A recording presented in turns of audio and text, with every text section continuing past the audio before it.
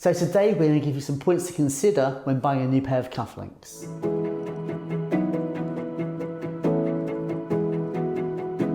There are a few theories on why we wear cufflinks. What are your thoughts? Well, the line I've heard over the years was the invention of the mangle in the mid-19th century. And they found the problem with this was that the mother of pearl buttons would crack when a shirt was fed through it. And they were very expensive back then. So the solution to the problem was to remove the buttons and have effectively a style of button that would be able to be taken on and off before a shirt was fed through a mangle. And therefore, the solution to the problem. And of course, from that, we then could starch your shirts. Indeed. But again, if you have a very heavily starched shirt, putting a button through it is quite tricky, but metal will feed through a heavy starch cotton a lot easier.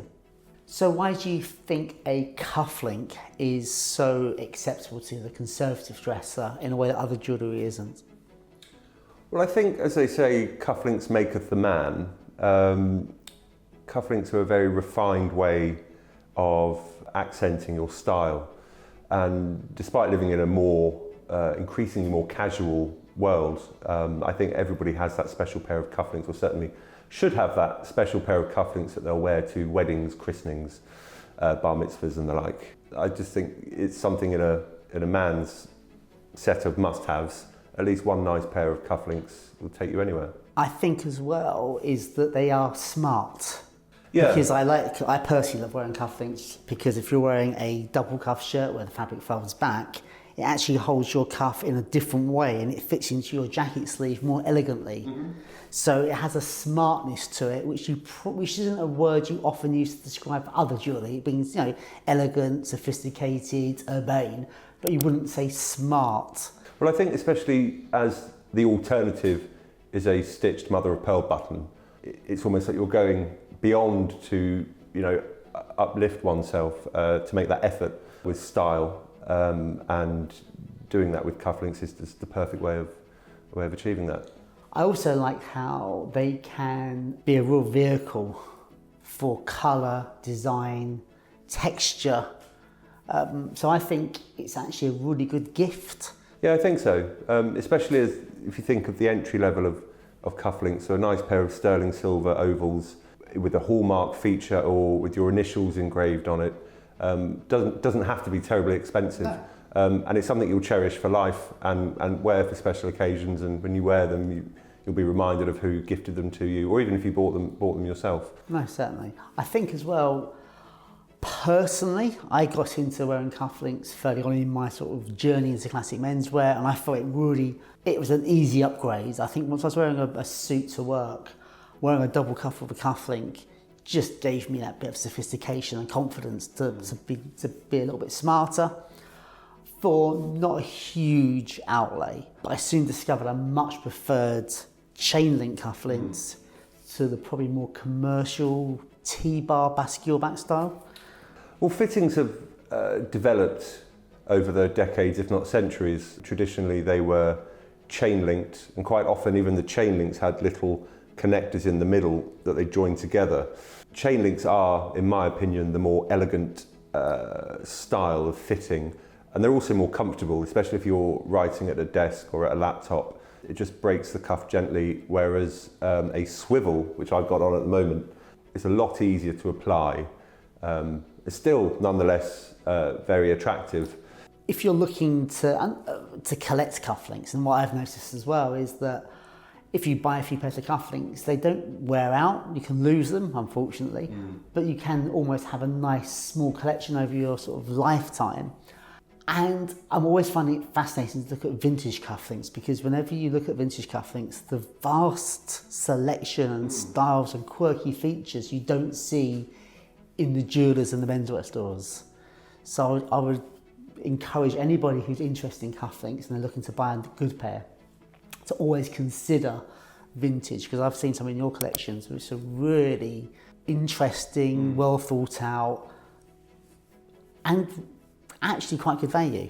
Well, I think with vintage and antique cufflinks, harking back to an age gone by compared to modern. You know, I mean, I produce a range of modern cufflinks as well as our antique ones, but I can make 100 pairs of each modern pair.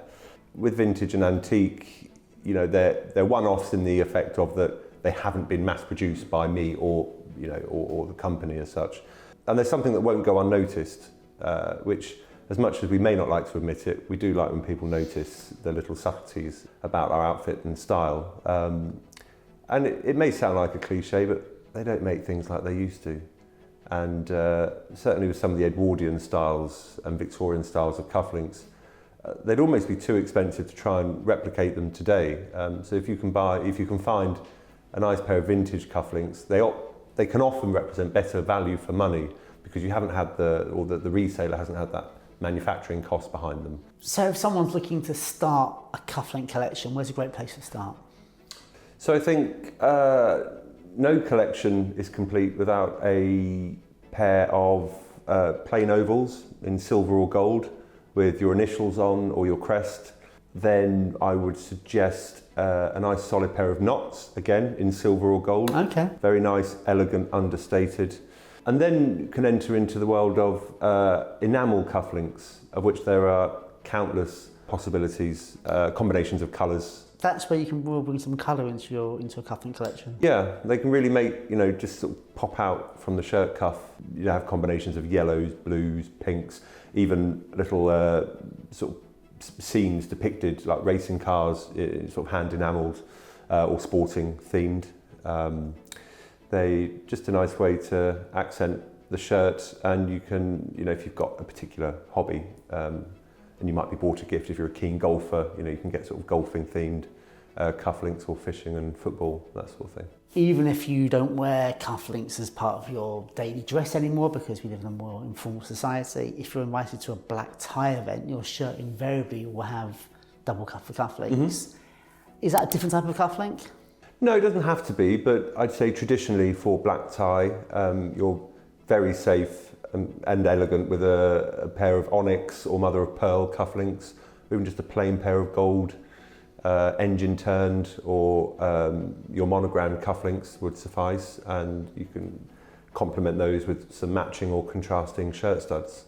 Controversial, contrasting shirt studs. I've never heard of such a thing. I thought your studs had to match your cufflinks. Well, we live in a different world now, and I think, yeah, there's all sorts of eccentric combinations out there, which I think are very well explored. And I'd always say to my personal customers that if you're into wearing cufflinks, you enjoy wearing cufflinks, buy proper double cuff shirts to wear them with and avoid the convertible cuff where you get the single cuff with buttons and a little hole for cufflinks. They never sit as well with cufflinks. If your shirt has that kind of style, use the buttons. And it's worth getting double cuff for evening wear and or the single link cuff for white tie. So Matthew, I've got a bit of an issue. I've got a beautiful single cufflink. It's a chain link cufflink I've had, and I just can't find the other one. But it's beautiful. It's semi-precious stones. It's 9 karat gold. It's too good to discard, but I can't wear a single cufflink. Any suggestion? Is it worth getting it copied? What could you do? Well, depending on the style of the cufflink, you may be able to get it copied, or you could do what has been done for centuries, is where quite often if you see a pair of antique cufflinks, you'll see that they're on a chain with what we call a torpedo fitting. Now, they would have almost certainly been made double-faced. Now, if you lose a cufflink, or perhaps two siblings inherit a pair of their father's cufflinks and each want to wear one, you'd cut them in half and put a torpedo fitting on, so you can still enjoy the cufflinks. And it's much more cost effective to have the torpedo fitting applied than to have another one made to match. Well, I hope we've inspired you to have a rethink about cufflinks and given you a use for that single cufflink you've got hidden away in your wardrobe. As always, put your comments below and don't forget to subscribe.